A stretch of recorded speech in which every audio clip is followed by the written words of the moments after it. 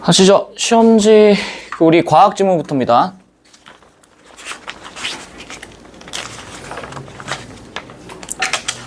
뭐 과학 지문이랑 인문 지문 같은 경우에 여러분들이 뭐 크게 어려웠을 거라는 생각은 안 해.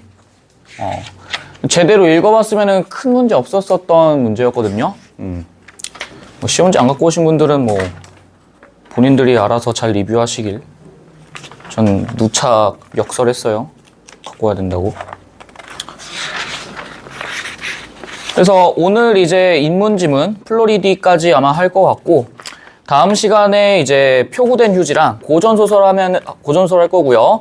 그리고 이제 그 고전시가 현대시 딱 하고, 그 다음에 화법과 장문은 그냥 쓱 보고 끝낼 겁니다. 40번만 볼 겁니다. 화법과 장문은 다 안 볼 거예요. 40번만 볼 거야. 그래서 뭐 그 정도 하시면은 뭐 크게 문제는 없을 거라는 생각이 듭니다. 일단 가보죠. 으이씨.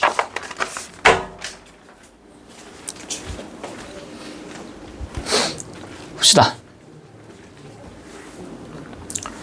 뭐 요 지문이 이제 여러분들이 좀 어렵다고 했다면은 아마 그런 문제였을 거야. 그냥 낯선 단어들이 너무 많이 나와가지고 좀 당황했을 수는 있어요.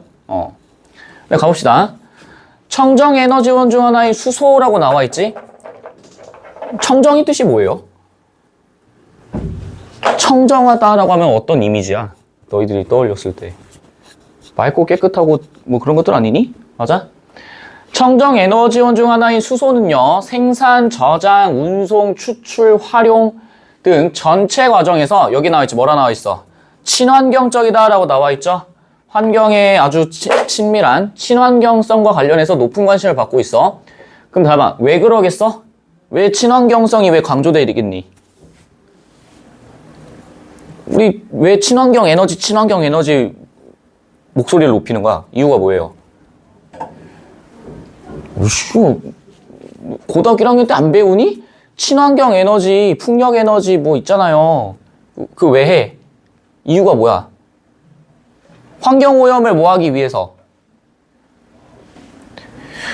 지금 내가 고등학생이랑 대화하는 거냐? 아니면 중학생이랑 대화하는 거냐? 환경오염을 뭐 하고 싶어서예요? 줄이고 싶어서잖아. 맞니? 그것과 관련해서 높은 관심을 받고 있어요. 재생에너지를 통해 생산된 전기로 물을 전기분해하면요, 탄소 배출 없이 수소 생산이 가능합니다. 전기분해 정도는 알지? 우리 수소 H2O 하면 그 쪼개가지고 만드는 것들, 그런 거잖아요. 생산된 수소기체는 부피가 크고요, 폭발 위험성이 있어서 저장 및 운송이 어렵습니다. 그냥 난 솔직히 나도 이 지문 풀었을 때 머릿속에서 약간 좀 붕 뜨는 느낌 들더라고. 물론 저는 공대를 나왔지만은 이쪽 화학 쪽은 잘 몰라요. 애초에 화학을 하지도 않았고. 무튼 수소기체는 부피가 크고 폭발 위험성이 있대요. 근데 그거 정도 생각할 수 있지. 우리 수소폭탄 정도는 아시죠? 진짜 핵폭탄, 수소폭탄 정도는 알 거 아니야, 얘들아. 미쳐버리겠네, 진짜. 대화가 안 되네요. 부피를 크게 줄일 수 있는 액화수소 방식. 잘 봐. 부피가 커서 그걸 뭐 하고자 한대? 줄이고자 하는 거지. 맞니? 액화수소 뜻이 뭘 것 같아? 숫자 의미 좀 동원해봐. 뭐예요? 액체로 만드는 수소. 맞니? 액체로 만드는 수소 방식이 제한되었지만 저장 및 운송 시 액화 상태를 유지하려면 극저온의 조건이 필요합니다. 그런 문제가 있어요. 잘 봐. 저장하거나 운송할 때 액체로 만든 상태를 유지하려면은 극저온의 조건이 필요하대. 매우 낮은 저온이 필요하대요. 이 때문에 액상 유기화합물 또는 액화 암모니아와 같은 수소 운반체를 활용하는 방식이 제한되었대. 잘 봐. 프로블럼 솔루션으로 접근하지 마시고, 우리 맨날 얘기했던 거 있었지. 내가 어떤 A라고 하는 사안이 있어. 근데 이 A라고 하는 사안은 절대 완벽할 수 없어요. 반드시 뭐가 존재해? 한계점이 존재하지. 그 한계점을 뭐 하려고 하니? 해결하고자 한다, 이런 얘기지? 맞아. 그래서 그런 해결 방안에 관련해가지고 지금 이 지문에서도 서술이 되고 있는 거지. 맞니? 그리고 봐봐. 액상 유기화합물을 이용한 수소의 저장 및 추출이에요. 너네 유기화합물이라는 얘기도 잘 모를 거야. 맞니? 일단 와봐. 저장하고 그 다음에 그걸 뽑아내는 데에는요. 톨루엔과 메틸사이클로헥세인 모르겠어요. 관심 없어요. 근데 약칭으로 MCH라고 얘기하고 있지. 메틸사이클헥세인. 그러겠지 뭐. 그리고 봐봐. 두 화합물 간에 상호 전환 반응이라고 나와 있어요. 잘 봐. 에이, 단어 좀 주의 깊게 보세요. 상호가 뭐야? 서로 무언가를 한다는 얘기지. 전환된대요. 컨버전 된대. 그게 무슨 뜻이야? 여기 있는 톨루엔이랑 메틸사이클로헥세인이 서로 뭐 된다? 전환됩니다. 바뀝니다. 지금 이 얘기하는 거지. 맞아?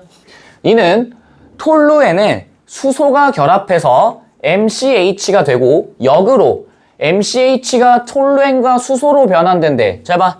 너네가 머릿속으로 이 지문 풀었을 때 뭐가 떠올랐어야 되냐면은 너네 머릿속에서 해야 되는 거야. 근데 제가 그러니까 써드리긴 할게. 톨루엔이 있어요.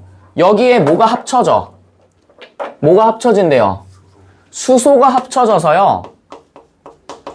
최종적으로는 뭐가 만들어진대? MCH가 만들어진대요. 맞니? 근데 잘 봐. 우리가 계속 지금 얘기하고자 하는 바가 뭔데? 여기 있는 메탈사이클로 모식갱이 헥세인이랑 여기 있는 톨루엔이 상호 뭐가 이루어진다? 전환이 이루어진다 이런 얘기지. 상호 전환 반응이 일어납니다. 요게 지금 핵심이었던 거지. 맞아? 그래서 톨루엔에서 MCH가 되고 MCH에서 뭐가 되는? 톨루엔이 되는 거를 얘기하는 거겠지. 맞니? 그리고 봐봐. 역으로 MCH가 톨루엔과 수소로 변환된대요. 당연한 거 아니겠어? 합쳐졌다가 여기 있는 MCH를 분해하면은 뭐가 되고 얘가 되고. 맞니? 좀 그 얘기 하시는 거겠지? 얘랑 얘가 서로 왔다리 갔다리 하는 것들을 얘기하는 거야. 톨루엔 분자 하나에 3개의 수소 분자가 결합할 때 각각의 수소 분자가 탄소와 수소 원자 간의 결합을 2개씩 만들면 MCH 분자 하나 생성된다. 딱 봐도 어때? 딱 봐도 어때요? 니들 같은 문돌이들 무슨 생각 들겠어? 교수님이 뭐 어떻게 하겠니? 씨발 뒤져라 하고서 문제 내지 않겠어?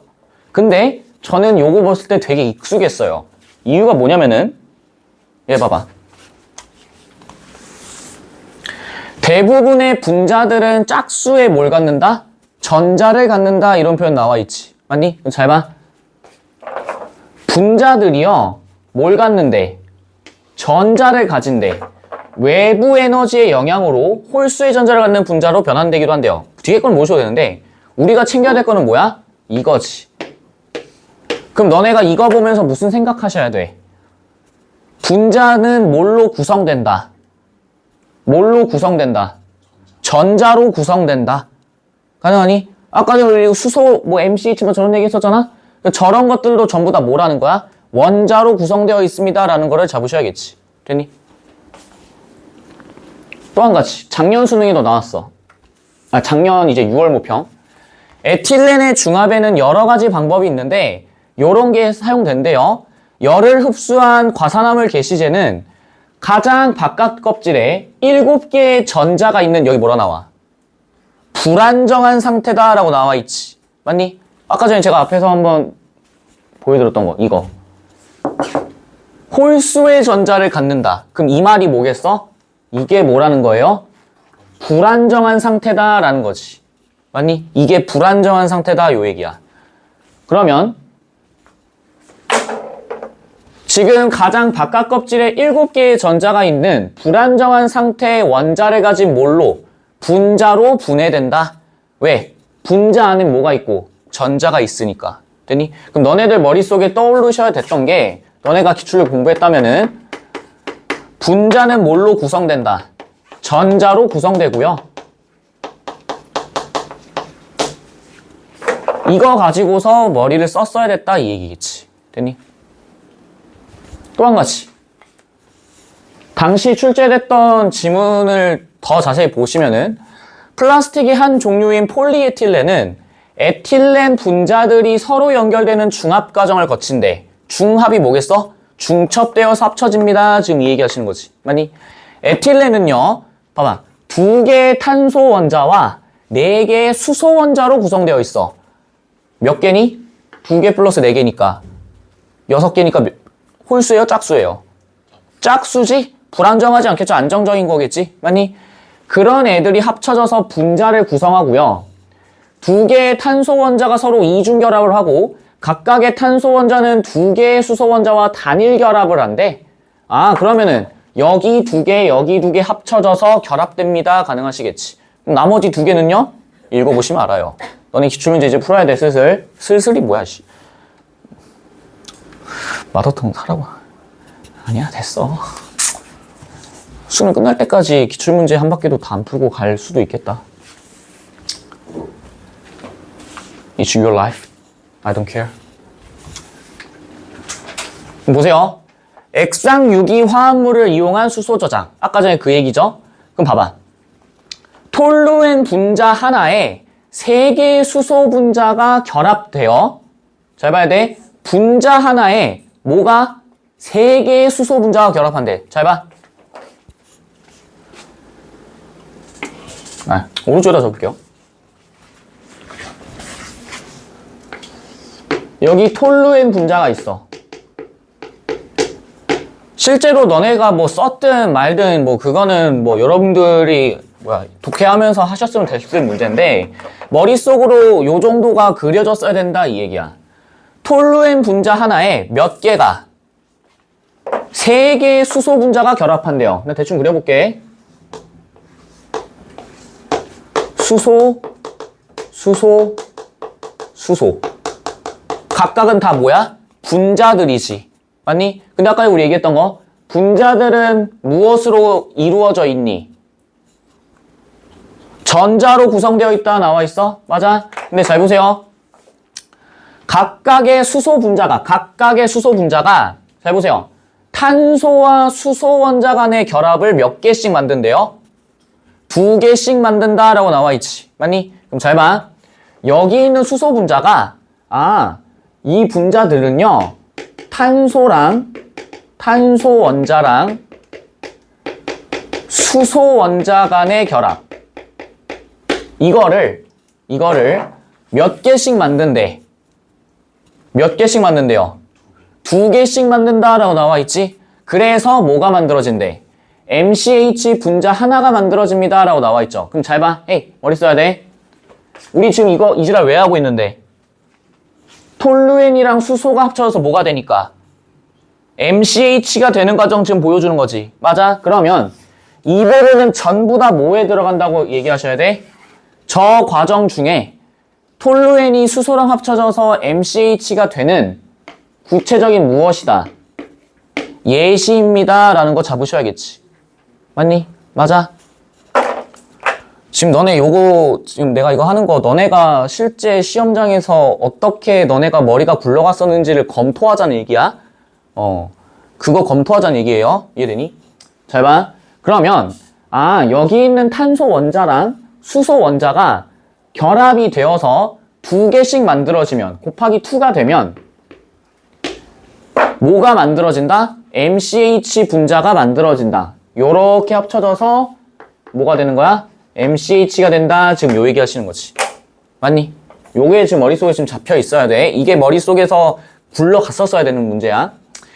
MCH는요, 취급 안전성 및 독성이 휘발유와 유사하대요. 그럼 잘 봐. 안전성이나 독성이 휘발유랑 유사하다는 얘기는 우리 휘발유 기름 같은 거 뭐 할 수 있어? 싣고 다닐 수 있지? 너네 그 뭐 SO일이나 이런 거 보신 적 있었을 거 아니야? 석유의 저장과 운송을 위한 기존 인프라를 이용할 수 있어요. 개꿀이네? 그럼 뭐라 할래? 경제적으로 뭐하다? 좋다? 경제적 이윤이 크다? 추가 비용이 들지 않으니까 훨씬 더 좋겠네. 맞니? 또한 MCH가 액체이기 때문에 증발기체 발생으로 인한 누출 위험이 거의 없어요. 왜 계속 지금 액체 얘기하는데? 왜 액체 얘기하는데요? 지금 무슨 얘기하고 있어? 액상유기 화합물 지금 얘기하고 있는 거지. 맞니? 하지만 톨루엔과 MCH의 상호 전환을 통한 수소의 저장 및 추출이 반복되면서 화합물이 또 뭐한데? 불안정해지는 문제가 있대요. 역시 뭐가 존재하고 있어? 한계가 명확하다. 그러면은 잘 봐. 너네가 뒤에 읽기 전에 무슨 생각하시면 되겠어? 왜 화합물이 불안정해지는지 먼저 판단하셔야겠지. 맞니? 화합물이 왜 불안정해지는지 먼저 판단하셔야 될 거고, 이렇게 전환하게 되면은 뭔가 불안정해지니까 운송하는데도 뭐 하겠어? 애로사항이 많지 않겠니? 정도만 여러분들이 잡고 가셨어야 됐다고. 이해되시겠죠? 암모니아는요, 봐봐. 질소 원자와 수소 원자로 이루어져 있대. 뭐라 나와? 질소 원자와 뭐? 수소 원자라고 나와 있지. 맞니? 그럼 잘 보세요. 아까 전에 우리가 톨루엔에 수소 분자 3개가 붙으면 MCH가 된다 했었고, 이 수소는 뭘로 구성되어 있는? 탄소 원자와 수소 원자. 그거를 2개씩 결합시킴으로써 만들어집니다 라고 얘기했었고요. MCH가 만들어진다 라고 얘기했었고요. 암모니아 같은 경우에는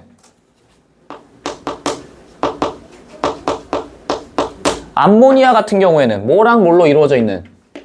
질소와 뭐? 수소로 이루어져 있다라고 나와 있지. 그러면은 전부 다 뭐에 관련된 얘기하고 있는 거야? 수소 원자에 관련된 얘기하고 있다라는 거 느낌 오시죠? 맞니? 질소 원자, 수소 원자. 맞아. 근데 보세요. 분자당 몇 개를 포함하고 있대? 3개를 포함하고 있대요.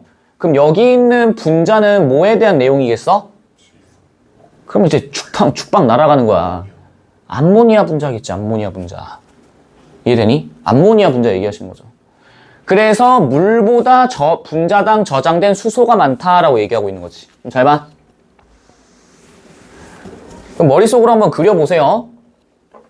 암모니아 있어.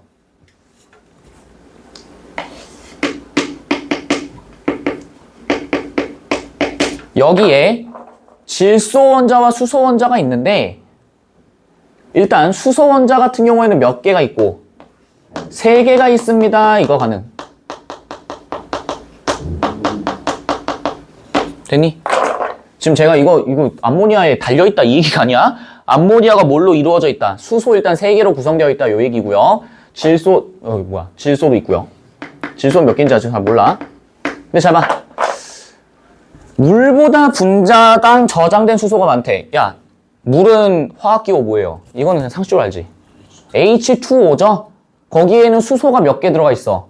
2개 들어가 있지. 하이드로젠이 2개 들어가 있죠. 암모니아는 기존 비료 산업에서 사용하는 합성법으로 생산할 수 있고, 대규모의 투자 없이 기존 인프라를 이용하여 저장 및 운송할 수 있대요. 얘도 역시 어때? 경제적으로 어때요? 도움이 된다 가능하시겠지. 맞니?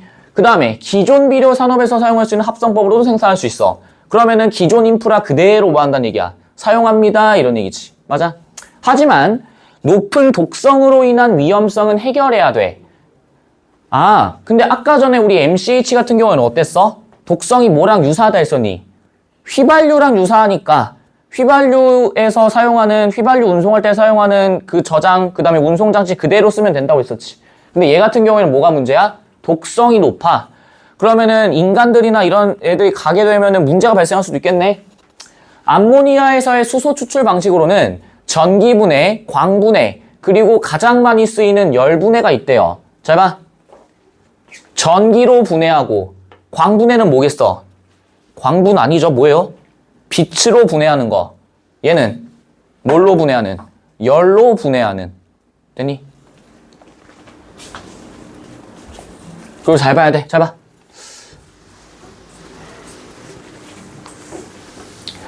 그럼 너네가 지금 머릿속에 남아있는 거는요, MCH랑 그 다음에 암모니아에 관련해가지고 MCH는 어떻게 구성되어 있고 어떻게 구성되어 있는지 이거 확인하셨던 거고, 암모니아 같은 경우에도 질소랑 수소로 이루어져 있습니다. 요 정도까지 확인하셨고, 각각의 어떤 장점과 그리고 단점 이런 것들이 지금 머릿속으로 그려지실 거야. 그리고 보세요. 각 방식에서는 어떤 방식? 아까 전에 뭐 전기분해, 광분해, 열분해 이런 것들이죠. 암모니아 분해 반응이 일어난대요. 당연한 거 아니겠어? 암모니아 분해 반응이란 암모니아가 분해되어서 질소와 수소 기체를 생성한대. 이거 때려 부수면은, 이거 부숴버리면은 뭐가 된다? 수소 앤드 질소로 바뀝니다 라는 거지. 맞아? 얘도 MCH 때려 부수면 뭐가 되고 이걸로 바뀔 거고. 그래 보세요. 이때 반응한 암모니아 질소 기체 수소 기체의 몰수의 비는 2대 1대 3이래. 물론 여기 각주에도 나와 있죠. 각주 뭐라 나와 있어?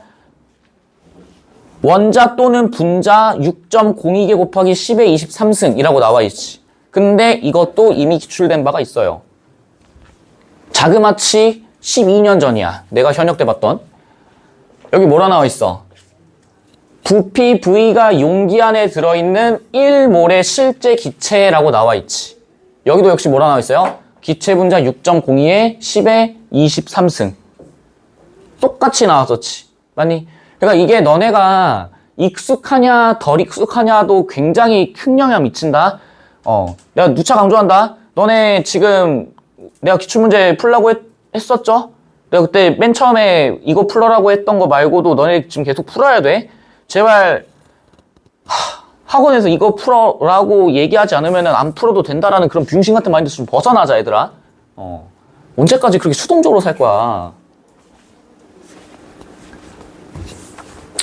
그럼 보세요. 몰수의 비가 2대 1대 3이란 얘기는 원자 또는 분자가 6.02개의 10의 23승이니까 그럼 2대 1대 3이래. 그럼 곱해봐. 대충 6.02에 10의 23승에 곱하기 2하면 12.02 뭐 이렇게 나오겠지. 1은 그대로 가는 거고 3은 이거의 몇 배? 3배. 맞아? B라고 하는 것도 우리 중요하다. B는 뭐였어요? 비율. 열분의 방식을 통해서는 0.9 이상의 전환율이 얻어지는데 부반응이 거의 없대요. 잘 봐. 전기랑 그 다음에 광분해에 대해서는 지금 얘기하고 있지 않아? 뭐에 대해서만 얘기하고 있어요? 뭐에 대해서만 얘기하고 있어? 열분해에 대해서만 얘기하고 있지. 맞아? 열로 분해하니까 0.9 이상의 전환율. 잘 봐. 우리 계속 무슨 얘기하고 있니? 계속 지금 이런 얘기하고 있던 거 아니야? 상호전환 반응에 관련해서 얘기하고 있던 거 아니에요? 맞아? 그러면 열분의 방식을 통해서 0.9 이상의 전환율이 얻어진다는 얘기는 여기 있는 암모니아가 때려 부수면 뭘로 바뀌고 수소 그 다음에 질소로 바뀌게 되는데 여기 봐봐. 반응한 암모니아 질소 수소의 비가 몇 대 몇? 2대 1대 3이지. 맞아? 그럼 보세요. 질소가 지금 하나 달려있고, 맞지? 질소가 하나 달려있고, 수소는 몇 개? 수소 몇 개? 3개. 왜? 아까 전에 우리 이미 잡았잖아. 수소 원자가 암모니아가 수소 원자 몇 개로 구성되어 있는? 3개로 구성되어 있고, 그 다음에 플러스 뭐까지? 질소까지 있는 거다라고 얘기했었잖아. 근데 우리 질소의 개수 정확히 알아서 몰랐어. 몰랐죠? 근데 무엇을 통해 확인할 수 있는 거야? 이걸 통해서 뭐 할 수 있어? 확인할 수 있습니다. 라는 거 잡으실 수 있겠지. 가능하니? 그래서 잡아. 너네가 전환율이라고 하는 거는 알 거야. 전환된 비율이니까. 근데 이 단어 처음에 보자마자 무슨 얘기인지 모르시는 게 정상. 이해되니? 정상. 심지어 이 부는 또 아닐 부자도 아닙니다. 거듭되다 이런 얘기야. 근데 잘 봐. 모르셔도 돼. 왜? 뒤에 나오거든. 여기서 전환율은 반응한 전체 암모니아의 몰수를 공급한 암모니아의 몰수로 나눈 거래. 잘 봐. 보세요. 잘 봐야 돼. 반응한 전체 암모니아의 몰수입니다. 이거를 뭘로 나눴대? 공급함 암모니아의 몰수로 나눴대요. 일로 와봐. 잘 봐. 내가 굳이 식을 그냥 써줄게. 근데 너네가 요거 정도는 아셔야지. 반응한 전체 암모니아의 몰수야. 이거를 뭘로 나눴다? 뭘로 나눴다? 공급함 암모니아의 몰수야.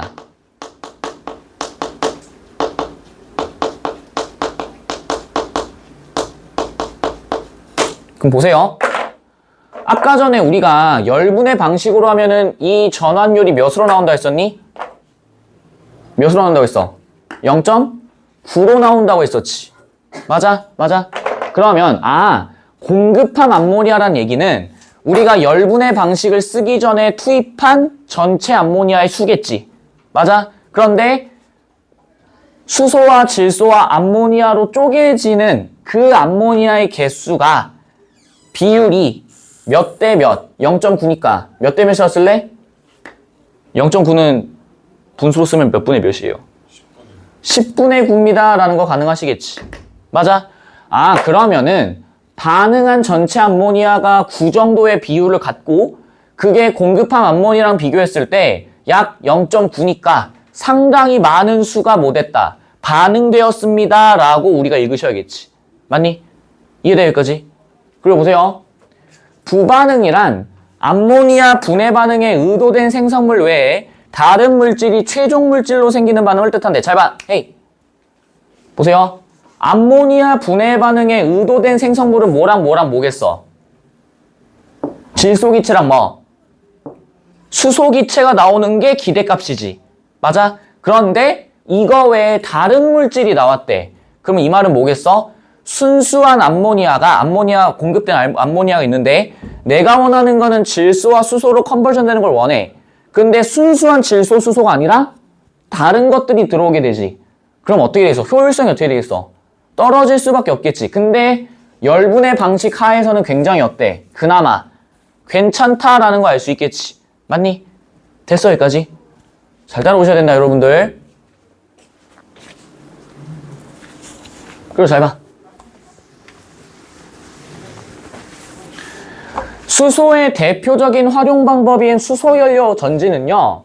수소의 화학에너지를 전기에너지로 직접 변환한대. 잘 봐. 화학에너지를 뭘로 바꿔? 전기에너지로 바꿔요. 왜 이걸 이렇게 바꾸려고 하는 건데? 우리 글 맨 처음부터 무슨 얘기하고 있어? 친환경적인 것만 요구하고 있지. 맞아? 친환경적인 거 요구하고 있는 거다. 산화극, 환원극, 전해질, 도선으로 구성됩니다. 산화극에서는요. 공급된 수소가 수소이온과 또 뭘로 분해돼? 뭘로 분해돼? 전자로 분해된다 이런 표현 나와 있지. 맞아? 수소이온과 전자로 분해돼요. 그러면 아까 전에 우리 전자 얘기도 했었고 분자 얘기도 했었지. 수소이온 있고 전자로 분해되니까 여기는 수소는 원래 뭐야? 분자다라는 거 알 수 있겠지. 팔짱 끼지 마. 수소이온은 전해질을 통해 전자는 도선을 통해 환원극으로 이동되면서 전기를 생산합니다. 그럼 여기 있는 환원은 뭐겠어? 바뀌는 거 얘기하는 거겠지. 맞아? 분자가 뭘로 바뀌는? 최종적으로는 전기로 바뀌는. 맞니? 그러면은 이 전기로 발생하는 과정에서 부반응이라고 하는 게 일어나면 되겠어? 안 되겠어? 안 되겠지. 맞니? 그리고 환원극에서는요. 공급된 산소가 수소이온과 전자를 만나 물을 생성합니다.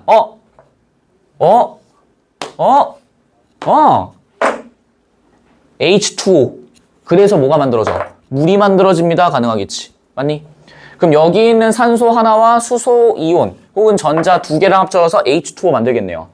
그 이외의 반응은 거의 일어나지 않습니다. 왜? 아까 우리 계속 무슨 얘기하고 있어? 수소 관련해가지고 이 반응이 일어나지 않는다는 얘기는 부반응이 거의 뭐한다?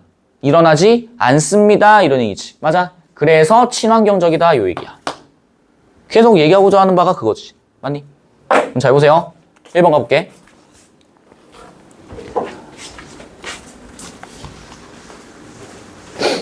사실 이 지문 같은 경우에는 제 개인적인 생각에는 그래요.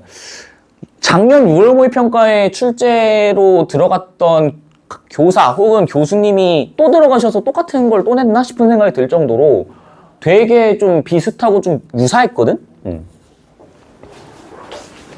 가보자. 별로 머리 쓸 게 없죠? 끽해봐야 분자 원자 가지고서 장난질 치는 거밖에 없지. 그럼 가보자. 재생에너지는요. 탄소 배출 없이 수소를 생산하기 위한 에너지원으로서 사용될 수 있어. 잘 봐. 헤이. 탄소의 배출이 없대요. 이 말이 무슨 얘기야? 그치. 친환경적입니다. 가능하시겠지. 됐니? MCH는요. 휘발유와 유사한 취급 안정성. 예스. 광분해 방식으로 암모니아를 질소와 수소 기체로 분해할 수 있다. 그쵸? 왜? 아까 뭐 나왔어? 전기분해, 광분해, 열분해 나왔었지. 4번. 수소연료 전지에 공급되는 물질은 수소와 산소다. 그쵸? 이거 볼까? 수소이온은 도선을 통해 이동하니 어디를 통해서 이동해요? 전해질을 통해서 이동하지. 답 5번이죠. 별거 없어요.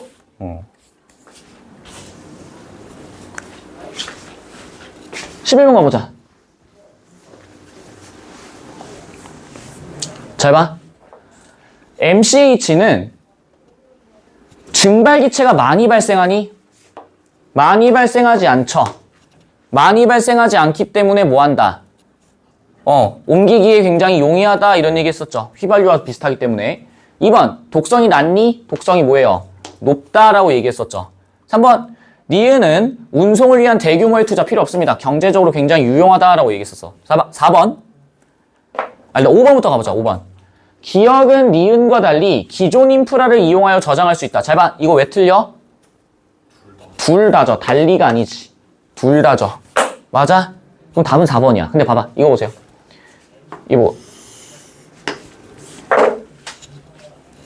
기역은 니은보다 분자당 저장되어 있는 수소 원자가 많다라고 나와 있어. 잘 보세요.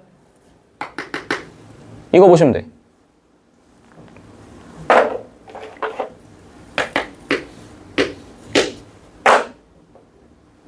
다시 지문 가봐. 헷갈리면 지문 다시 한번 봐보세요. 거기 뭐라 나와 있니? MCH MCH 한번 보세요. 위에서 하나, 둘, 셋, 네 번째, 하나, 둘, 셋, 넷, 다섯 번째 줄. 톨루엔 분자 하나에 3개의 수소 분자가 결합할 때 각각의 수소 분자가 수소 원자가 탄소와 수소 원자 간의 결합을 몇 개씩 만든다? 2개씩 만든다라고 나와 있지? 보이니? 그 다음에 그 밑에 암모니아 보세요. 분자당 몇 개의 수소 원자를 갖는다? 3개의 수소 원자를 갖는다라고 나와 있지? 보여? 그럼 보세요. 아까 전에 우리 메탈 사이클로 헥세인 같은 경우에는 얘 같은 경우에는 거기 나와 있는 것처럼 일단 3개의 수소 분자가 들어가 있어.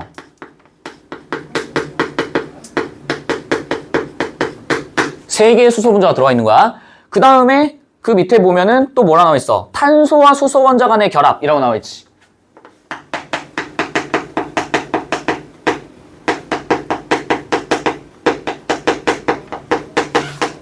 이게 2개씩 된대. 그럼 보세요.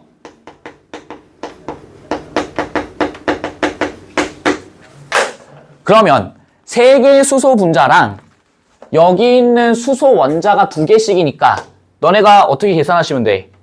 이거 3개에 수소 원자 몇 개씩? 2개씩 들어가 있으니까 총 몇 개다? 총 몇 개다? 6개입니다 라는 거 확정 가능하시겠지. 암모니아 같은 경우에는요. 거기 나와 있지. 뭐라 나와 있어? 분자당 몇 개다? 3개다.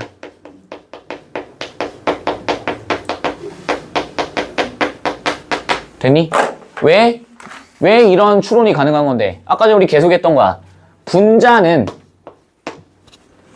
뭘로 구성되어 있고 원자로 구성되어 있고 계속 똑같은 얘기 하고 있는 거죠. 분자가 원자로 구성되어 있기 때문에 당연히 2개씩이란 얘기는 3개의 수소 분자 곱하기 몇 개? 2개 하시면은 6개 나온다라는 거 가능하실 거고, 니은 같은 경우에는 3개 수소 원자만 있기 때문에 3개다. 그래서 더 많다라고 우리가 얘기할 수 있다는 거야. 됐니? 여기까지 문제 없죠?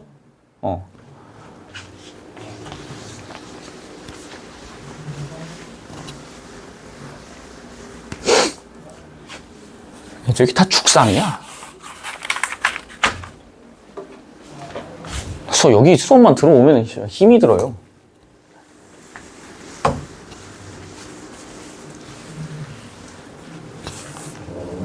잘 봐. 윗글의 A랑 보기의 B를 서로 비교하시는 겁니다. A번 보세요. 열분의 방식이지. 맞니? 아까 우리 열분의 방식 같은 경우에는 어땠어? 전환율이 어땠다? 매우 높았다. 맞아? 약 0.9였고요. 그럼 얘도 똑같이 또 적용 창의적 사고 물어보시는 거겠지.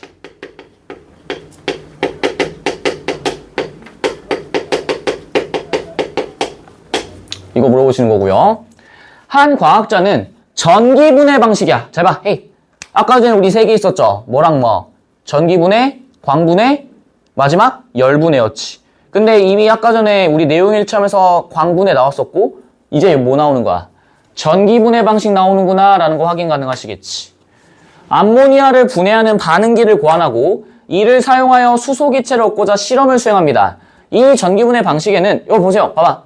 몇 몰을 공급한대. 열 몰을 공급한대요. 아까 전에 우리 했던 거 기억나지?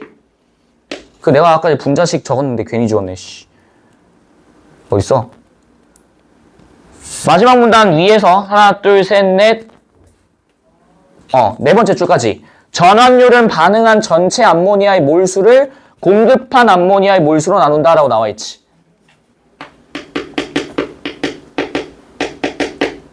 반응한 암모니아를 공급한 암모니아로 나눈다.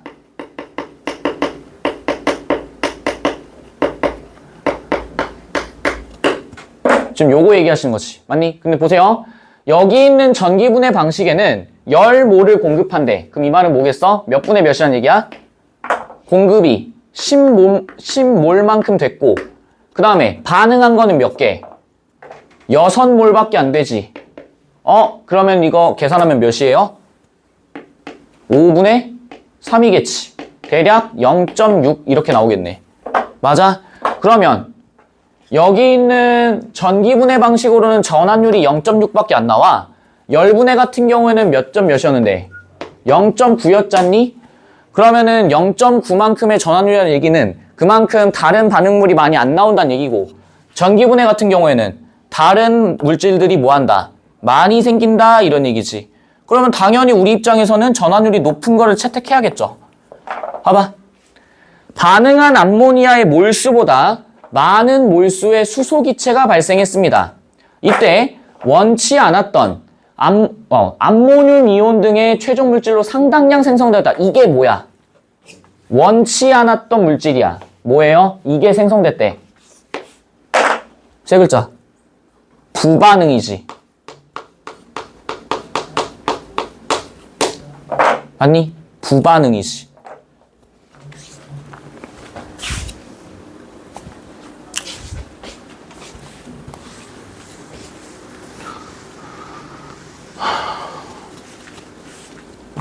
잘 봐. 1번.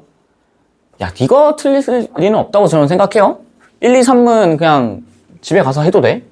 질소기체를 생성하는 것과 달리 B에서는 질소기체를 생성하지 않겠군이 아니지. 왜? 야, 지금 암모니아를 분해시키면 뭐와 뭘로 쪼개져요? 질소와 뭐? 수소로 쪼개지는 거잖아. 지금 이거를 생각하고서 얘기하는 거잖니? 2번. A에서 생성된 수소기체는 B에서 생성된 수소기체와 달리 부반응에 의해서 생겼군. 아니죠. 부반응은 어디에서만 나와? 보기에서만 나오지. 3번. A에서 암모니아를 공급했을 때 전환율 0.9는 B에서 암모니아를 공급했을 때 전환율보다 작겠니? 크겠죠, 당연히. 4번. B는 A와 비교할 때 같은 양의 암모니아를 공급한다면 더 적은 양의 수소기체를 생성하겠군. 잘 보세요. 이 부분 좀 체크해놔봐. 4번이랑 5번이 제일 아마 여러분들 헷갈렸을 거예요. 5번도 반응한 암모니아의 몰수보다 많은 몰수의 수소기체가 생성되었다. 이 부분도. 이거 너네 어떻게 풀었니? 현장에서?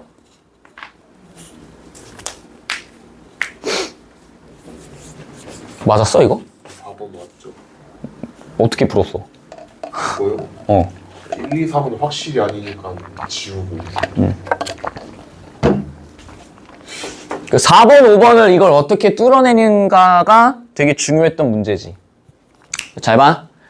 B는 A와 비교할 때 같은 양의 암모니아를 공급할 겁니다. 같은 양의 암모니아를 공급할 거예요. 그럼 잘 봐. 지금 우리가 여기서 얘기하는 거는 전기분해 방식이었어.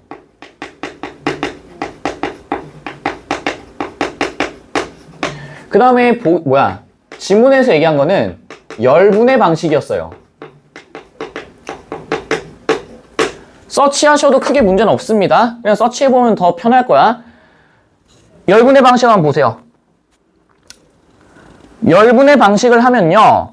바로 앞에 봐봐. 이때 반응한 암모니아 질소기체, 수소기체의 몰수의 비가 몇에? 2대 1대 3입니다. 맞아? 2대 1대 3이 뭐 대 뭐야?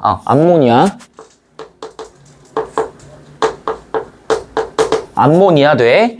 그 다음에 질소 and 수소. 요게 2대 1대 3이야. 근데 보세요. 어쨌거나 열분의 방식에서도 거기 나와 있는 것처럼 어차피 우리가 공급한 암모니아를 기준으로 했을 때 똑같이 0.9라 한다면은 여기에서도 역시 몇 분의 몇이라 얘기해야 돼? 10분의 9입니다. 이렇게 얘기할 수 있겠지. 맞아? 근데 보세요. 똑같은 양의 암모니아를 공급했습니다. 똑같은 양의 암모니아를 공급했어요. 그럼 저 이거 10몰로 쓸게요. 맞니? 그러면 반응한 암모니아는 몇 몰이구나? 9몰이구나 가능하시겠지. 맞아? 근데 보세요. 암모니아가 지금 몇이야? 암모니아가 몇이에요? 2지. 맞아? 그러면은 9몰이니까 이거 몇 몰이라 할래? 몇 몰? 아이씨, 베이비들아. 야. 그럼 1몰당 얼마라고, 1대 1로 바꾼다면은 몇 몰이 들어간다고 얘기하시면 돼? 4.5몰이 들어간다고 얘기하시면 되겠지. 맞아? 그럼 보세요. 제가 이렇게 쓰는 이유가 있습니다, 지금.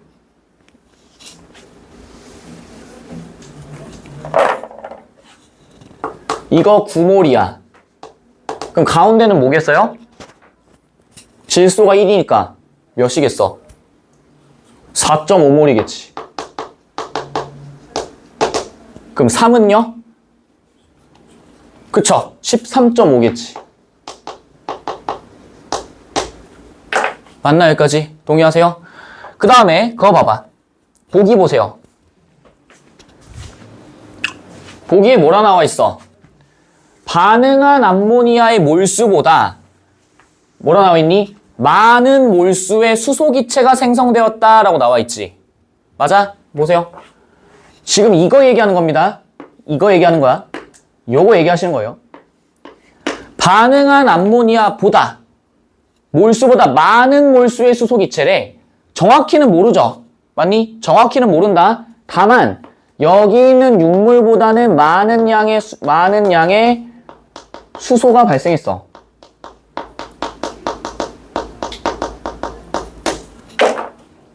정확한 값 나와요? 안 나와요? 아직? 안 나오지? 맞아? 근데 추론은 해볼 수가 있겠지.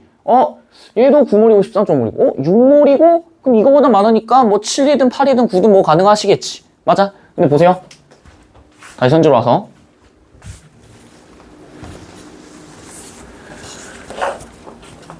B가 A랑 비교합니다. 근데 같은 양의 암모니아를 공급할 거야. 헤이. 씨발 이제 알 것 같아요. 일로 와봐. 그러면은 얘도 비례식으로 한번 세워보자.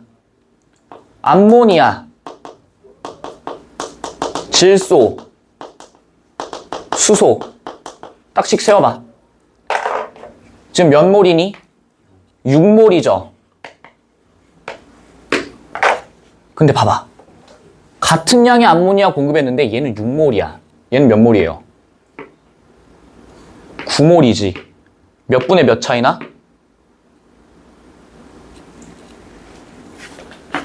2분의 3. 대충 나눠보세요. 얼마만큼 차이나? 3분의 2, 2분의 3 이 정도 차이 나지? 나 수학 못해. 6몰이니까 9몰로 되려면 곱하기 얼마만큼? 2분의 3만큼 해야 되지. 그럼 이것도 계산해봐. 수소 계산해보세요. 어떻게 할래? 6 곱하기 x가 9니까 x가 2분의 3이다 나왔고, 그럼 얘도 수소 원자 곱하기 x 이퀄 13.5야. 근데 여기 x 아까 몇이었어? 2분의 3이었지. 곱해 몇이야? 대충 계산해봐. 13.5 곱하기 2 하면 몇이에요?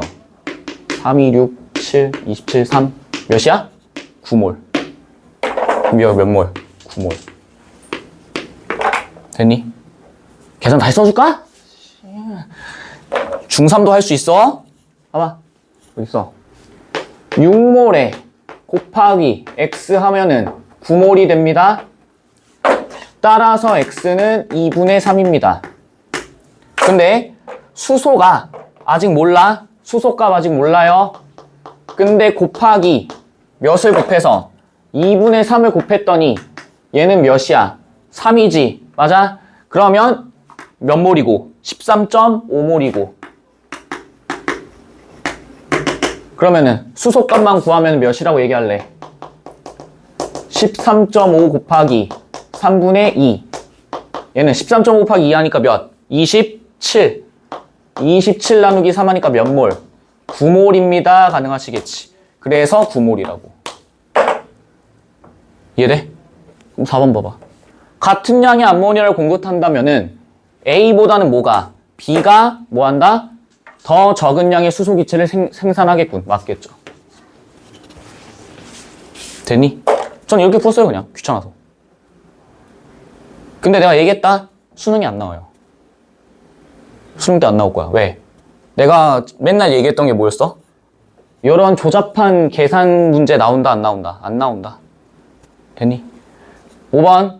B에서는 A와서와 달리 반응한 암모니아의 몰수보다 더 많은 몰수의 수소기체가 생성된다. 잘 보세요. 헤이. 반응한 암모니아의 몰수예요. 반응한 암모니아의 몰수야. 수소 얼마만큼? 13.5몰. 얘는요. 계산해보니까 어때? 6몰. 얘는 몇 몰? 9몰. 그럼 뭐예요? 달리가 아니라 뭐야? 둘 다지지.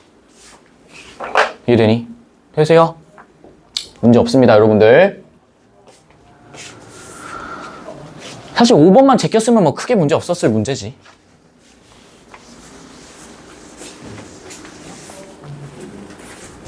답 몇 번? 답 몇 번? 3번? 이걸 틀렸을 리는 없을 거라 생각 들어.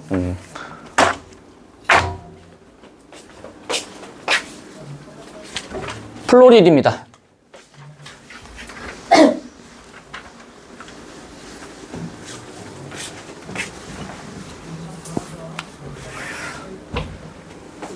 당연히 이 지문 같은 경우에는 16번이 가장 여러분들이 많이 틀리셨을 문제입니다. 16번이 많이 틀렸을 거야.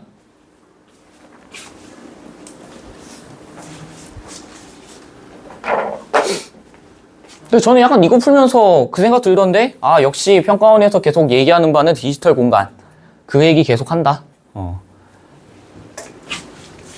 그러면서 제가 이따가 이제 참고자료 또 보여드리겠지만은 보면서 항상 그 생각이 들었어요. 일단 9월 모평도 봐봐야지 알겠지만 9월 모평 때도 이제 봐봐야 알겠지만은 또 법지문이 나오게 된다면 수능 때도 법지문으로 픽스가 되겠죠? 픽스가 될 것 같고 인문지문은 뭐 나올지 뭐 전혀 모르겠습니다. 그렇게 되면은 전 계속 성리학을 밀고 있었는데 일단 9월 모평 봐봐야 할 것 같아. 보자. 인간은 정보와 독립적으로 존재하며 정보는 인간의 도구에 불과하다는 인간 중심주의와는 달리 플로리디의 정보 철학은 인간을 정보적 존재의 하나로 간주한대요. 또 나오네. 정보적, 인포메이션적 존재. 인간을 포함한 세계의 모든 존재는 속성과 행위가 뭘로 환원된다? 정보로 환원된다. 정보로 바뀝니다. 이런 존재지. 맞니? 그럼 인간들이라고 하는 것들은 전부 다 어떻게 구성되어 있는 거야? 정보로 구성되어 있습니다. 라고 받아들이시면 되겠죠. 그럼 봐봐. 가령 예시야. 내가 빵을 사는 행위를 하는 것은 내가 빵을 산다는 뭐래? 정보래요. 이게 무슨 미친 소리일까? 근데 그냥 단순하게만 접근해. 행위가 곧 뭐야? 행위가 뭘로 바뀌었다? 정보로 환원되었습니다. 이 얘기지. 맞니? 그러니까 쉽게 얘기하면 그런 거야. 너네 코딩 생각해보시면 돼요. 코딩도 더하기 빼기 할 때 더하기 빼기를 그냥 더해라 빼라 이렇게 안 하지. 뭘로 해? 플러스 마이너스 이렇게 다 하는 거잖아. add, subtract 막 이런 데서 하는 거잖아요. 다 코딩을 시킨다고 생각해. 이렇듯 속성과 행위가 정보로 환원되는 정보적 존재를 플로리드는 인포그라고 부른대요. 저 몰라요. 나 보고서 뭐지? 포그? 했는데 느낌상 이렇게 쪼개지 않을까? 인포메이션 할 때 그 인포에다가 뒤에다가 뭐 글을 붙여서 인포그 이렇게 하는 값지. 저는 몰라요. 이거 봐봐. 인포그는 정보적으로 뭐한다? 상호 연결되어서 영향을 주고받습니다. 이렇게 나와 있지. 계속 나오죠? 아까 전에 우리 과학 지문에서도 뭐라 했었고 상호, 환원 이런 얘기했던 거 기억나시죠? 톡 깨지 마. 영향을 주고받아요. 문제 한번 보자. 상호 연결되었다는 것의 의미는 다른 정보를 변화시키는 행위자, 즉 주체임과 동시에 다른 정보에 의해 변하는데 잘 봐. 이제부터 이걸 그냥 정보, 인포메이션을 처리하면 안 되지. 뭐라 할래? 정보로서 환원될 수 있는 존재들에 의해 뭐 할 수 있다? 변화할 수 있다 이런 거겠지. 맞아? 해봐봐. 보이니? 장자는요. 갑자기 장자가 나와요. 16학년도. 장자는 이 경지를 만물의 뭘로? 상호 의존성으로 설명한다. 자아와 타자는 약간 문학 같아. 자아와 타자는 서로의 존재를 온전히 전제할 때 자신들의 존재가 드러날 수 있다. 뭐라 나와 있어? 자아와 타자가 각각의 존재를 완전하게 인정하고 받아들이면 그제서야 자신들의 존재가 드러난다고. 왜? 이 둘은 서로 뭐하는 존재들이니까. 상호 의존적인 거니까. 이해됐니? 예컨대 내가 편견 없는 눈의 감각으로 꽃을 응시하면 그 꽃으로 인해 나의 존재가 성립되고 나로 인해 그 꽃 또한 존재의 의미를 획득한대요. 그럼 이 말은 뭐겠어? 내가 실제로 보고 자각하고 지각할 수 있어야만 나와 또 다른 존재가 뭐 할 수 있다? 의미가 생긴다. 지금 이 얘기하는 거지. 그게 지금 이 지문에서 똑같이 나오는 거 아니니? 그게 지금 이 얘기하는 거 아니에요? 주체자임과 동시에, 즉 자아와 타자 간에 서로 간의 존재를 전제로 하면 그제서야 의미가 발생한다. 지금 이 얘기지. 그게 이거 아니야? 내가 친구에게 빵이 맛있다고 말해서 친구가 그 빵을 샀다면 나의 음성 정보는 뭐라 나와있어? 음성 정보. 사운드겠지? 사운드 인포메이션이겠죠? 그 음성 정보는 그 빵이 지닌 속성이라는 정보에 의해 촉발된 대상이자 친구의 행위라는 정보를 발생시킨 주체입니다. 와, 말이 진짜 그지 같다. 근데 확실하죠? 뭐라 얘기할래? 내가 말을 했어. 야, 그 빵 개 맛있더라. 라고 얘기했어요. 이쪽으로 갈까? 일로 갈까? 아까 전에 언급했던 거 그대로 써보자잉. 여기 자아 있어요. 여기 타자 있어요. 나고요. 친구예요. 내가 친구한테 뭐라 얘기해? 빵 맛있더라 라고 얘기를 하게 되면 여기 있는 자아와 타자가 서로 상호의존성으로 연결되니까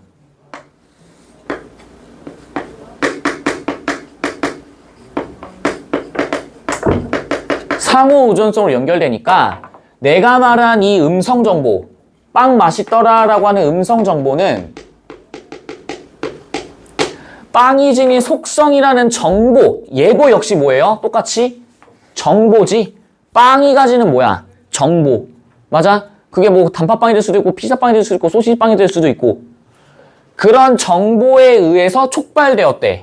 뭐라고 얘기하게 만드는? 빵 맛있더라 라고 얘기하게 만드는 대상이자 동시에 친구의 행위라는 정보를 발생시켰대. 얘가 뭐 할 거야? 진짜 맛있어? 그럼 나도 사야지? 라고 말하는 것도 뭐예요? 정보지? 내지는 얘가 빵을 사러 가는 것도 뭐야? 정보지. 맞아? 그래서 여기 있는 음성 정보가 주체이자 동시에 뭐가 될 수 있다? 그 앞에 따르면 뭐라 나와 있어? 요시, 안 보여.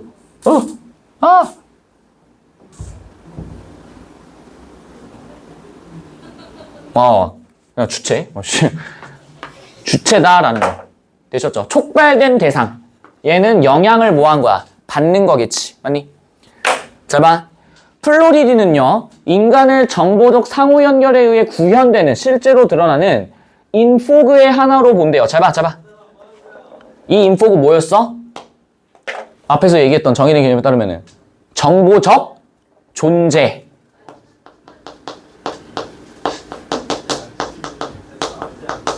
맞니? 인포메이션을 가지고 있는 존재들이잖니? 그래서 그런 인포그의 하나로 본다는 점에서 인간을 별도의 범주로 분류하는 인간중심주의와 대비된대. 잘 봐. 왜 그러면은 인간중심주의와 대비되는데? 이유가 뭐야? 이유가 뭐겠어?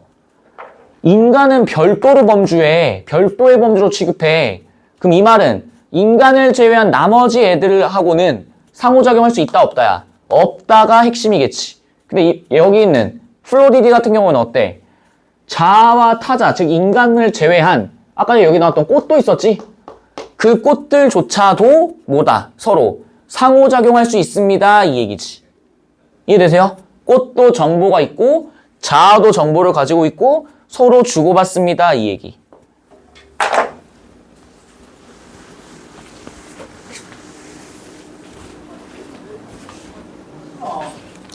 봐봐. 인간을 바라보는 관점의 차이는 윤리적 견해의 차이로도 이어져요. 존재함, 즉 있음을 경험될 수 있다라고 정의하는 경험주의와 달리 너네 막 경험주의? 무슨 인간중심주의? 꺼져. 그냥 다 뭐라고 생각하시면 돼. 플로리디가 얘기하고자 하는 바와 뭐되는 반대되는 애들이다. 이 정도만 하시면 될 거 아니야. 경험을 통해 경험될 수 있다는 뜻으로 정의되는 경험주의와 달리 인포그의 있음은 상호 연결의 주체와 대상이 될 수 있다. 상호 연결의 주체와 대상. 주체이자 동시에 대상이 될 수 있다라는 거. 영향을 주고 또 영향을 뭐 할 수 있는, 받을 수 있는 존재들입니다. 가능하니?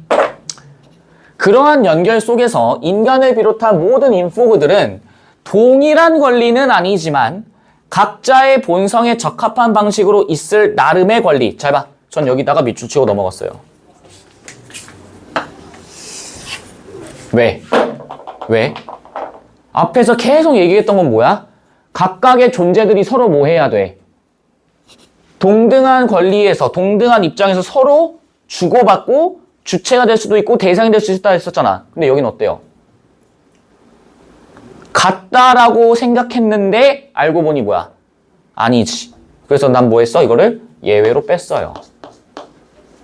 그 예외를 뺀 결과 16번의 기억을 보시면은 견적이 나오죠.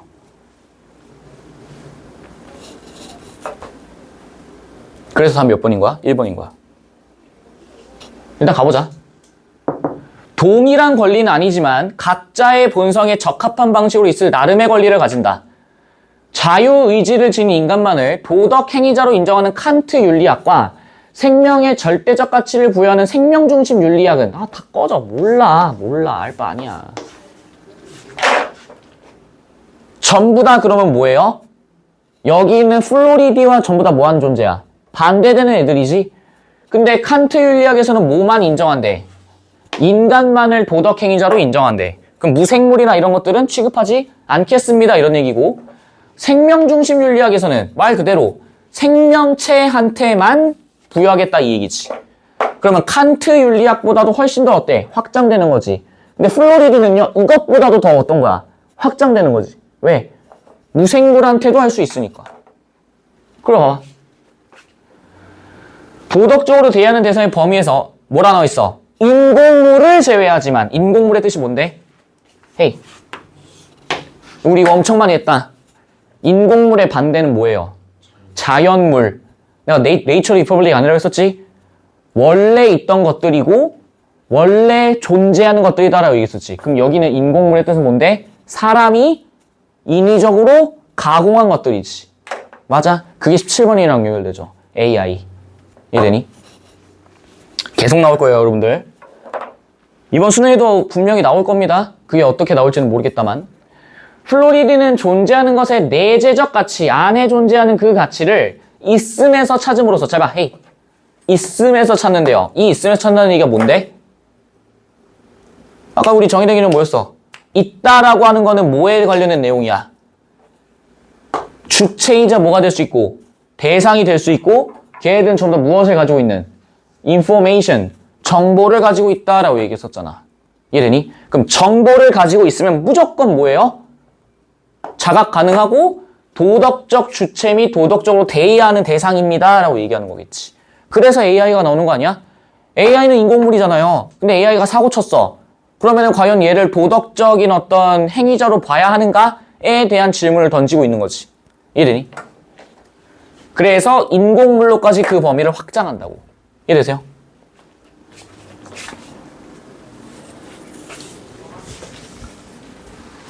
제가 그래서 자연물에 관련된 얘기를 가져온 겁니다.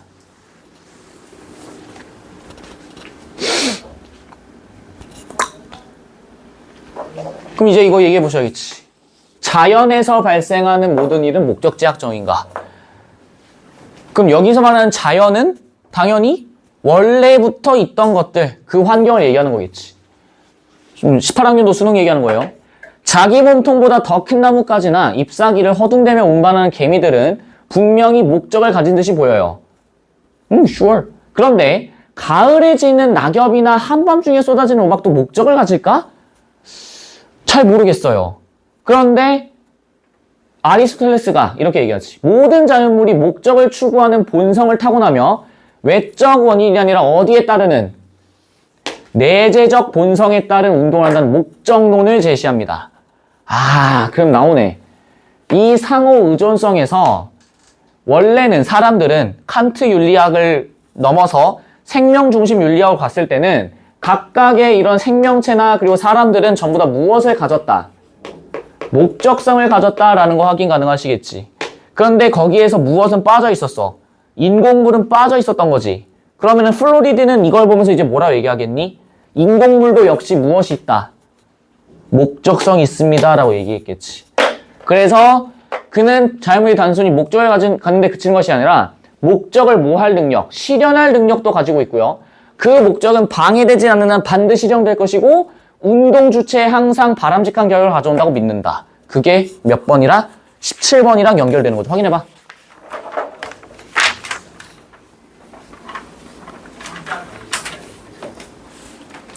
자유지능 없는 인공지능 교통통제 시스템이 교통 혼란을 일으켰다고 해 보죠. 이 경우에 대한 선생님의 견해를 듣고 싶습니다. 그럼 이건 전부 다 뭐에 대한 내용이야? AI는 목적성을 가지고 있습니까? 있지 않습니까?에 대한 견해를 묻는 거겠지. 맞니? 그럼 봐봐. 도덕 행위자에 포함될 뿐만 아니라 도덕적 옳고 그름까지도 알 수 있다. 보이시죠?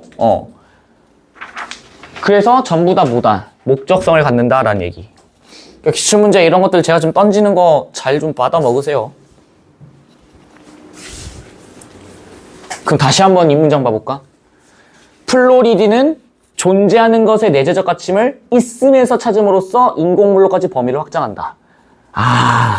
정보가 있고 그 정보에 따라서 얘가 상호 교환을 하고 의존하게 되면은 인공물로까지도 우리가 확장할 수 있다. 그러면서 어디까지? 도덕적 주체 및 도덕적으로 대해야 하는 대상으로까지 포함시킬 수 있다.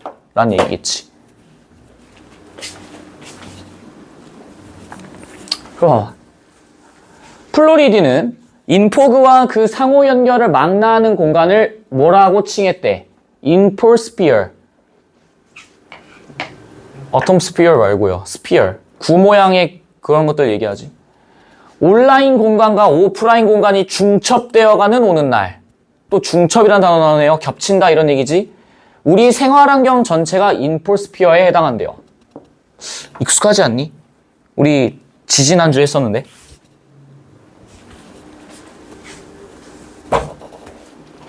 현실 공간과 가상 공간. 그래서 현실 공간에 있는 사람을 과연 현실 공간에 있는 사람이 가상 공간에 아바타를 만들고 아이디를 만들고 하는 것들이 과연 동일한 인간, 인격체로 봐야 하는가에 대한 질문을 했었지.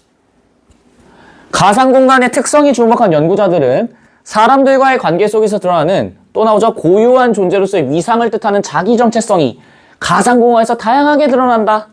다양하게 나타납니다. 이렇게 얘기하고 있죠. 그럼 이 말이 뭐겠어? 가상 공간과 현실 공간이 서로 뭐 되고 있다? 중첩되고 있습니다. 이런 얘기. 가상 공간에서는 익명성이 작동하기 때문에 현실에서 위축되는 사람도 적극적으로 자기 표현할 수 있고요. 아울러 자기 정체성을 감추고 다른 인격체로 활동하거나 현실에서 억압된 정서를 공격적으로 드러내기도 하지. 그게 다 무슨 얘기야 지금? 중첩되어 있습니다. 이 얘기하는 거죠. 다시. 그래서 우리 생활환경 전체가 인포스피어에 해당하는 거야. 인터넷도 마찬가지고 현실 공간도 마찬가지고.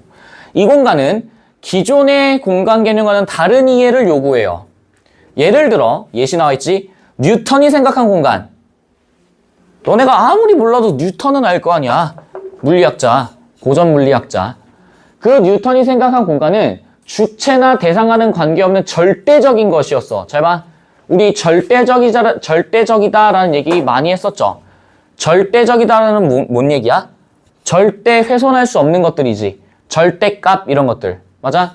그럼 여기서 말하는 절대적이라는 얘기는 다른 말로 뭐라고 얘기할까? 주체와 대상과는 관련 없어. 원래부터 존재하는 거야. 자연적인 거고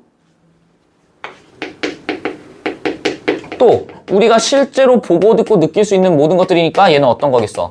물리적입니다. 이런 얘기도 가능하시겠지. 되니? 인포스피어는요. 대상과 주체가 서로 의존함으로써 존재하는 대상이자 대상이 추상화 층위를 통해서 인식된대요. 잘 모르겠는데? 근데 저는 이 추상화 층위를 어차피 뒤에 한번 더 나오지만 이렇게 얘기할 거야. 왜 추상적이다라고 얘기하는 걸까? 왜 추상적인 거라고 얘기를 하는 걸까? 뉴턴이 생각하는 공간은 절대적이죠. 물리적이고 절대 변하지 않아. 그러면은 반대로 인포스피어는 어떤다는 얘기겠어? 절대의 반대말 뭐라 얘기할래? 절대의 반대말 이것도 엄청 많이 얘기했어. 절대의 반대말 다른 거에 의해서 영향을 받는다. 상 내가 아인슈타인 얘기도 존나 많이 했어. 상대적이다. 절대적인 거는 절대 변하지 않아. 말 그대로. 상대적이라는 얘기는 뭐예요? 다른 것들에 의해 뭐 할 수 있다? 영향을 받을 수 있다. 지금 이 얘기지. 맞니?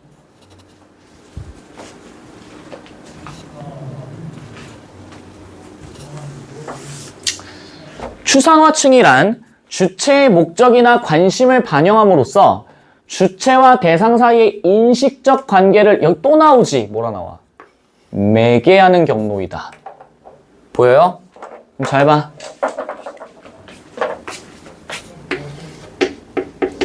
또 나와. 주체가 있어요. 대상이 있어요. 근데 여기 있는 주체가 대상을 인식하겠습니다. 그 대상을 인식하는 과정에서 뭐가 작동한다? 추상화 층위가 작동한다라는 게 내가 맨날 그려주는 그 그림이 머릿속에서 한 큐에 따다다다닥 그려졌어야 됐다 이 말이야 내 말은. 이해되시겠어요? 이해되니? 해봐. 그러면 이런 추상화 층위에 의해서 목적이나 관심 같은 것들이 들어가게 되니까 당연히 얘는 대상을 어떻게 인식할 거고 주관적으로 인식하겠지. 주관적으로 인식하시겠죠. 맞아? 그리고 그 대상을 보는 것을 있는 그대로 받아들이는 것이 아니라 자신의 어떤 상태에 따라서 달리 인식하니까 당연히 어떤 상대적입니다 라는 얘기도 할 수 있겠지. 맞니? 맞아? 그리고 보세요. 추상화 층위에서는 그 층위를 선택한 주체의 목적에 부합하는 속성만 정보로 인식되고 나머지 정보는 생략됩니다. 뭐라 나와 있어? 목적에 부합하는 것들만 취급한다고. 나머지 것들은 뭐해? 생략돼. 전부 다 어떠니까? 상대적이고 뭐하니까? 주관적이니까. 필요 없는 거는 인식하지 않는다니까? 그래서 나오죠. 뭐라 나와? 예컨대 예시지. 차량 구매 시 안정성을 목적으로 추상화 층위를 선택할 때는 에어백 성능 등의 정보가 왜 에어백 성능을 신경 쓰는 건데? 사고 나면은 뭐 할 거를 기대하니까 에어백이 터질 걸 생각하니까 에어백 잘 터지나? 이런 것들을 보는 거고 경제성을 목적으로 하면은 유지 비용 등의 정보가 인식됩니다. 비용, 코스트 그런 걸 신경 쓸 수밖에 없는 거지. 그러면은 유지 비용이 저렴하면 안정성이나 나머지 것들은 신경 써 안 써? 안 쓴다 이 얘기지. 상대적입니다 이 얘기야. 모든 정보가. 이처럼 추상화 층위를 통해 인식된 정보는 구성됩니다. 여기 보세요. 봐봐. 구성이란 주어진 세계를 주체가 택한 경로에 따라 해석하여 이해한다. 씨발 문학이냐 이거? 세계 자화 아니에요? 외부 세계를 자신의 내면 세계에 따라 어떻게 해석할 건지 주관적으로 인식한다는 말 아니야 지금? 그래서 필요 없는 정보는 버린다고. 즉 플로리디에 따르면 인폴스피어라는 공간은 주체가 발견한 것도 주체가 만들어낸 허구도 아닙니다. 정보 철학은 삶의 터전이 여기 뭐라 나와 있어? 온라인으로 확장된다. 아까 제가 보여드렸던 거 있죠? 가상공간. 인공지능 등의 비인간 행위자가 인간과 함께 공존한다라는 현대의 변화를 통찰하는 의의. 뜻 뭐였어? 이제 얘기하자. 힘들다. 쌤 힘들어요. 뭐예요? 오라질 놈들아. 뭐예요? 아, 죽여버리고 싶네. 의미와 씨발 진짜 의미와 가치. 내가 그때 이거 적어놓으라고 했었지. 적으면 뭐하니? 복습 안 하는데 씨부랄.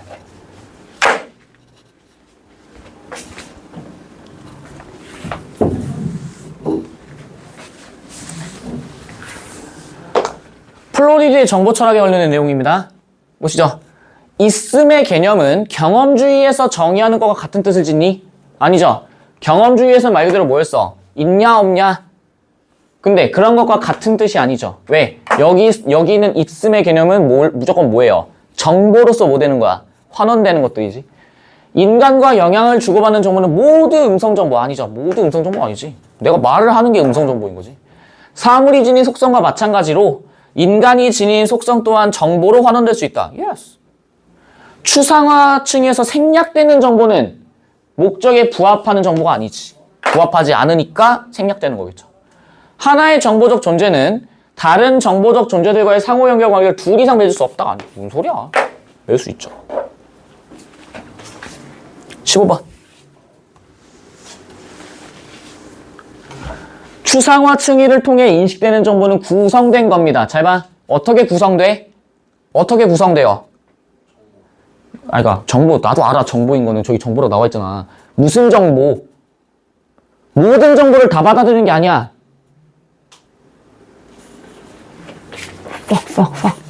상대적이고 뭐 주관적으로 인식된다고.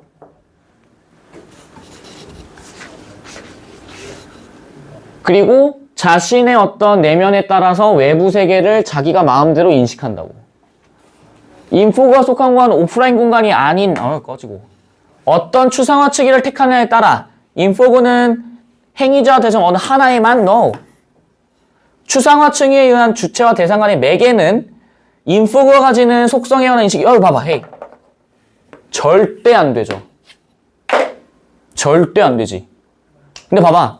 지문에 객관적이란 말 안 나오잖아요. 내가 뽑은 게 뭐야? 주관적이었던 거잖아. 그런데 이렇게 나온다고. 이해되니? 4번. 인포고들이 서로 의존함으로써 존재하는 공간은 전적으로 만들어낸 허구 아니죠. 5번. 예스. 어떤 관점을 통해서 인식할 것인가. 이게 뭐야? 주관적으로 인식한다 이 얘기지. 됐니? 16번. 헤이. 아까 제가 예시로 예외로 빼라고 했던 거 있었지? 인간을 포함한 다른 모든 것들, 인공물까지 전부 다 포함해서 우리가 정보적 존재입니다 라고 얘기를 하는데 그 정보적 존재들은 동일한 어떤 도덕적 가치를 갖니? 아니에요. 동일하지 않아. 그래서 상충하지 않는다가 아니라 상충한다라고 바꾸셔야 되는 거지. 2번. 모든 정보는 인간의 행위에 의해 발생한 아닙니다. 인간의 행위가 아니라 있는 자연물, 인공물 모든 것들은 다 정보가 될 수 있는 거죠. 행위에 의해 발생하는 게 아니지. 3번. 정보는 도구일 뿐이며 인간은 정보와 별개로 존재합니다. 잘 봐. 공차하지 말고 공통점 차이점하지 말고 정보는 just 도구야. 인간은 정보와 별개로 존재해. 인간 중심주의겠지? 인간한테만 신경 쓰는 거니까. 그래서 상충하지 않는다. Yes.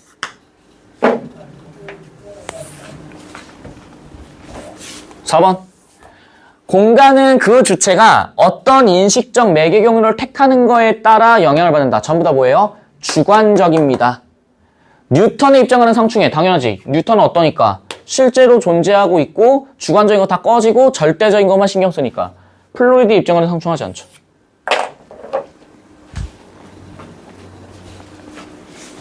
인공물은 도덕적으로 대해야 하는 대상이 아니야. 자연물 플러스 뭐까지? 인간까지. 상충하지 않지만 플로리드 입장과는 상충하죠. 예스. 당연한 얘기지. 또 나오죠.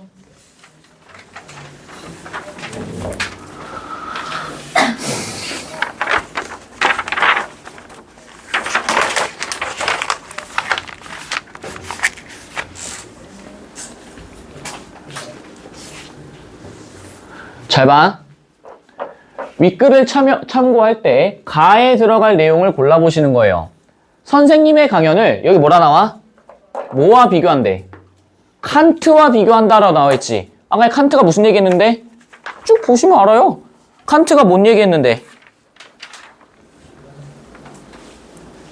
어디 나와있어? 칸트 찾기도 귀찮네, 씨. 두 번째 문단 위에서 하나, 둘, 셋, 넷, 다섯, 여섯, 일곱, 여덟 번째 줄. 자유의지를 가진 인간만을 도덕행위자로 인정하는 칸트 윤리학 보이시죠? 그러면은 칸트 윤리학 같은 경우에는 인간만을 메인으로 삼는 거고요. 책임의 소재에 대해 궁금해졌습니다. 왜 궁금해졌을까? 이유가 뭐겠어요? 플로리디는 뭐만 신경 써? 플로리디는 뭐만 신경 써요? 인간뿐만 아니라 뭐까지? 인공물까지도 확정시켜 나가는 거지. 도덕적 가치와 의무를 가져. 그런데 그게 모든 것들이 다 동일한 건 아니지. 자동으로 작동하며 작동 규칙도 변경할 수 있지만 여기 뭐라 나와? 자유의지는 없는. 그럼 칸트 입장에서는 뭐라 얘기할 거고? 자유의지도 없어. 그리고 인간만 취급하잖아. 얘는 논외야 라고 얘기하겠지. 플로이드 입장에서 뭐라 얘기하겠어? 얘도 어쨌거나 인공물이고 얘도 어떤 도덕적 의무를 갖겠지라고 얘기하겠지. 근데 얘네가 AITCS가 교통혼란을 일으켰다고 해보죠. 이 경우에는 선생님의 견해를 듣고 싶습니다. 가볼까? 또 플로리디가 이렇게 얘기해요. 칸트에 따르면 자유의지가 있음은 행위에 대해 도덕적 책임을 질 수 있음을 의미합니다. 학생이 예로 든 시스템에 혼란에 대해 책임을 질 수 없어요. 왜? 칸트는 오로지 누구만 책임을 진다 얘기했으니까. 인간만 책임을 진다 했으니까. 나는 칸트와 달리 그 시스템이 도덕행위자에 포함될 뿐만 아니라 도덕적 옳고 그름까지도 평가될 수 있어요. 주관적으로 받아들일 수 있다 이 얘기지. 이처럼 정보화 사회에서는 책임을 질 수 없는 도덕행위자가 늘어나는 한편 더 많은 정보를 보유하게 된 인간은 예상되는 결과를 예방적으로 관리하고 전체 인포스피어의 번영을 감독할 책임이 그만큼 커진다. 그러니까 인공물이 발생할 수 있는 영향까지도 인간이 다 뭐 해야 된다는 얘기야. 신경 써야 됩니다 이런 얘기지. 통제해야 된다 이런 얘기지. 그래서 인포스피어의 책임 있는 관리자의 인간을 나는 호모 포이에티쿠스 뭐라 인겨? 호모밖에 모르겠어요. 뭔 쿠스, 뭔 스 하면은 뭐 호모 사피엔스, 호모 에렉투스 하는 거겠지. 몰라 포이에티쿠가 뭔지. 그렇게 부른대. 그럼 잘 봐. 지금 적용차이적 사고에서 여러분한테 묻는 게 뭐예요? 칸트와 그 다음에 여기는 플로이드의 생각이 어떻게 다른가를 지금 물어보고 있는 거지. 그러면은 선지로 가서 판단해 보시면 돼. 1번 봐봐. 잘 봐. 보세요. 플로리디의 입장에서 생각해봐. 플로리디는 인공물까지도 도덕적 책임이 있다라고 얘기했어. 도덕적 책임이 있다라고 얘기했다고. 이해되니? 근데 잘 봐. 여기는 플로리디가 한술 더 떠요. 여기 있는 인공물이 도덕적 책임을 갖는 거는 맞아. 그런데 얘네들이 도덕적 책임을 지는 것과는 별개로 누가 이거를 관리해야 돼? 인간이 이거를 관리해야 된다 이 얘기지. 맞니? 그 인간만이 여기 있는 인공물들을 통제 관리할 수 있고 그럼에 따라서 어떻게 인공물을 잘 컨트롤하느냐에 따라서 인공지능을 어떻게 잘 쓸 수 있는가에 대한 내용을 하는 거겠지. 그럼 봐봐. AITCS는 호모 포이에티쿠스에 속하지 않아. 왜? 이거는 오로지 누구한테만 해당돼요? 인간한테만 해당되는 거지. 칸트 윤리학에서 도덕 행위자로서의 지위가 인정될 자격을 갖지 않는다. 그쵸? 칸트 윤리학에서는 당연히 그렇지. 2번, 칸트와는 대조적으로 자유의지를 지니지 않은 비인간 행위자. Yes. AITCS에서는요, 교통 혼란에 대한 책임을 지울 수 없어요. Yes. 라고 하면 좆대죠. 봐봐. 자유의지를 지니지 않은 비인간 행위자야. 칸트의 입장에서는 그러죠. 근데 봐봐. 책임을 지울 수 없니?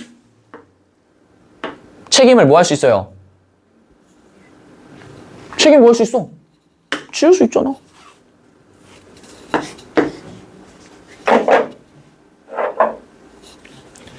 (3번) AITCS와 같은 인공물이 운전자와 보행자에게 바람직하지 않은 결과를 초래하지 않게끔 하는 것들은 전부 다 누구한테 있어? 호모 포이에티쿠스, 인간한테 있습니다. 맞니? 근데 잘 봐. 왜 굳이 이런 단어를 썼을까? 왜 인간에게 있다라고 얘기하지 않은 거야? 잘 봐. 우리 원래 여기 있는 존재들 인간이죠. 얘 인간이고 얘 인간이죠. 이런 인간들은 전부 다 뭐였어? 정보적 존재들이었지. 근데 단순히 이런 정보적 존재뿐만이 아니라 인공물들까지도 다 뭐 할 수 있기 때문에 통제 가능한 존재들이기 때문에 뭐라 얘기하는 거야? 호모 뭐시갱이? 포이에티쿠스라고 정의를 하는 거라고. 이해되시겠어요? 됐니? 단순 인간이 아니야. 통제할 수 있냐 없냐를 묻는 거야. 도로의 교통 통제에 대한 규칙을 입력된 프로그램에 따라 변경 가능한 AITCS에 대한 도덕적 옳고 그름을 평가하는 것이 칸트와는 달리 뭐하고? 가능하고. 5번. 당연한 거 아니야? 책임을 다해야 된다. 됐니? 자, 그래서 원래 제가 이 뒤에 있는 표구된 휴지까지를 하려고 했었는데 시간이 조금 애매해요.